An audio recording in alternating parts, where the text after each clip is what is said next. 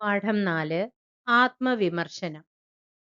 ഒരിക്കൽ അലക്സാണ്ടർ ചക്രവർത്തി ഒരു കുറ്റവാളിയോട് ചോദിച്ചു, നീ കഴിഞ്ഞ ആഴ്ച എത്ര ഭവനം കൊള്ളയടിച്ചു? എത്ര പേരെ കൊന്നു? അയാളുടെ ഉത്തരം മൗനമായിരുന്നു. ചക്രവർത്തി തുടർന്നു, സത്യം പറയണം. സത്യം പറയാനുള്ള ധൈര്യം നാം നിന്നിൽ നിന്ന് പ്രതീക്ഷിക്കുന്നു.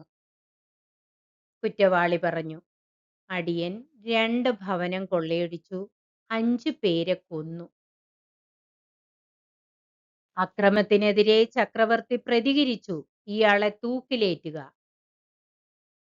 കുറ്റവാളി, തിരുമനസ്സേ, അടിയൻ വിശന്നിട്ടാണ് കൊള്ളയടിച്ചത്, ആത്മരക്ഷയ്ക്കാണ് കൊല ചെയ്തത്.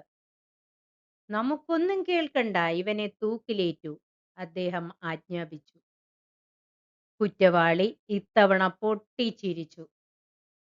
കാരണം തിരക്കിയ ചക്രവർത്തിയോട് അയാൾ പറഞ്ഞു, തിരുമേനി, അതിർത്തി വർദ്ധിപ്പിക്കാനും ധനം സമ്പാദിക്കാനും അങ്ങ് എത്ര രാജ്യങ്ങൾ കൊള്ളയടിച്ചു?